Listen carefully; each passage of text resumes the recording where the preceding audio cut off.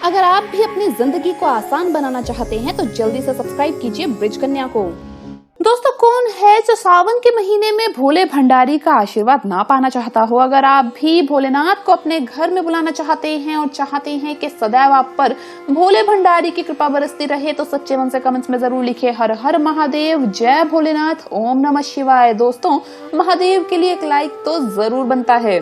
दोस्तों, सावन के महीने में ये गलती आपको कभी भी नहीं करनी चाहिए। खास तौर से सावन के महीने में ये एक चीज तो आपको कभी भी नहीं खानी चाहिए और ना ही घर में लानी चाहिए। दोस्तों, सावन का महीना चतुर्मास के 4 महीनों में से एक होता है। इन दिनों भगवान विष्णु फिर शिव जी शयन के लिए चले जाते हैं। ऐसे में सृष्टि के संचालन का जिम्मा रुद्र के पास आ जाता है। रुद्र भगवान शिव का ही एक स्वरूप है, लेकिन ये शिव का तामसिक स्वरूप है।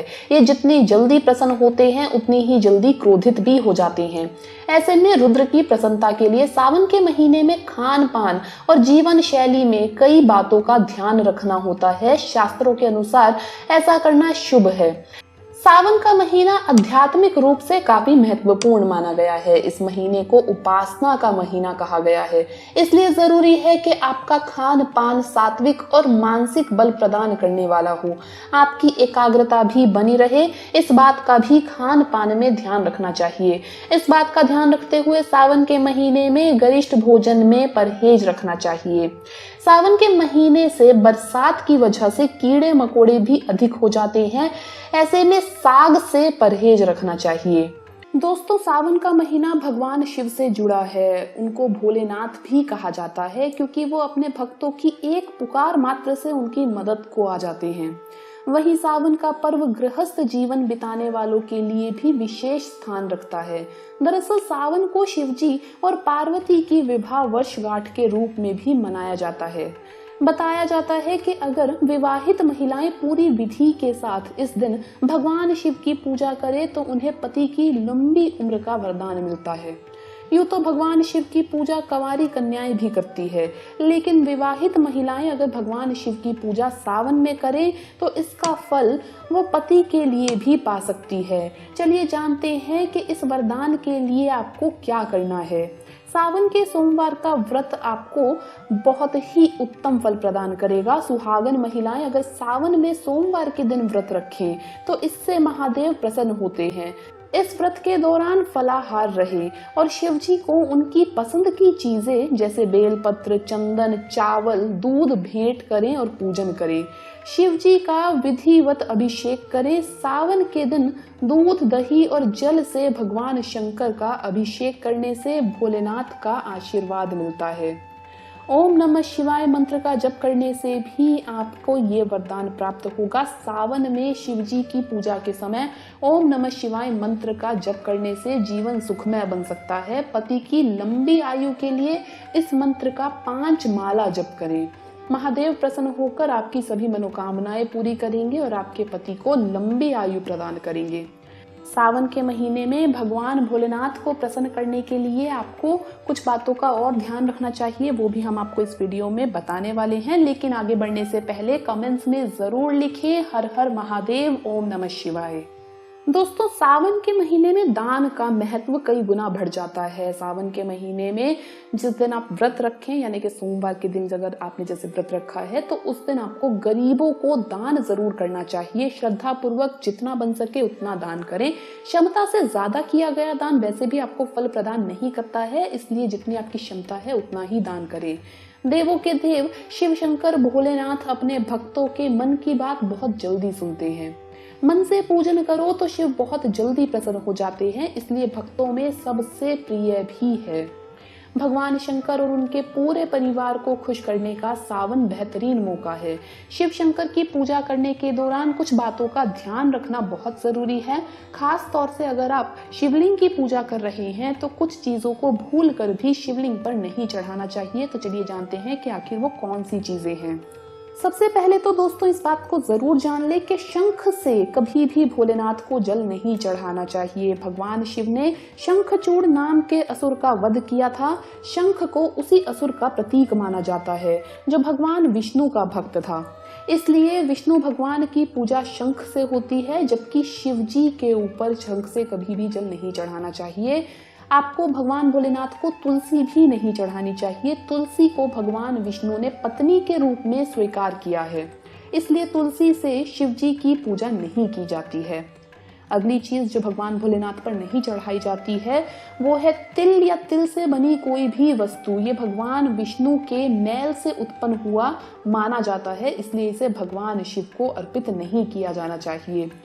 आपको भगवान भोलेनाथ को कभी भी टूटे हुए चावल नहीं चढ़ाने चाहिए। भगवान शिव को अक्षत यानी साबुत चावल अर्पित किए जाते हैं। शास्त्रों में भी बताया गया है कि टूटे हुए चावल अर्पण करने से अशुद्धि हो जाती है, इसलिए शिव जी को कभी भी टूटे हुए चावल नहीं चढ़ाने चाहिए। शिव जी को कभी भी कुमकुम नहीं चढ़ाना चाहिए। कुमकुम सौभाग्य का प्रतीक है, जबकि भगवान शिव वैरागी है, इसलिए शिव जी को कुमकुम नहीं चढ़ाया जाता है। हल्दी और नारियल का पानी भी भगवान भोलेनाथ पर नहीं चढ़ाना चाहिए। हल्दी का संबंध भगवान विष्णु और सौभाग्य से है, इसलिए ये भगवान शिव को नहीं चढ़ाया जाता है। और नारियल को माँ लक्ष्मी का प्रतीक माना जाता है, इसलिए शिव जी को अर्पित नहीं किया जाना चाहिए। केतकी के फूल भी भगवान शिव की पूजा में वर्जित है। शिव पुराण के अनुसार प्राचीन काल में केतकी के पौधे ने ब्रह्मा जी के एक झूठ में साथ दिया था, तभी से शिव जी की पूजा में ये फूल वर्जित किए गए हैं।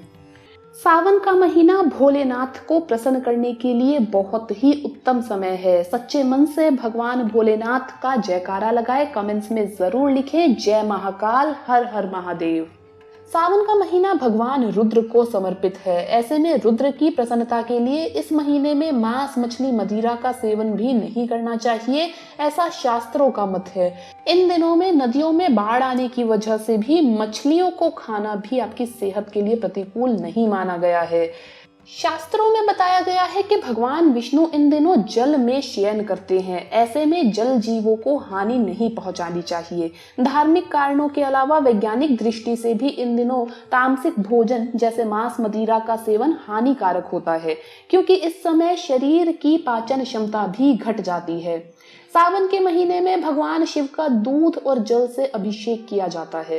इस समय में जल तत्व की वृद्धि के कारण दूध पीना सेहत के लिए हानिकारक माना गया है।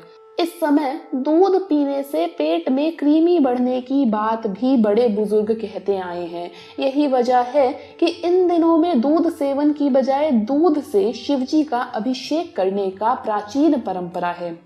धार्मिक दृष्टि से बैंगन को अशुद्ध माना गया है, इसलिए व्रत त्योहार के अवसर पर बैंगन खाना मना किया जाता है।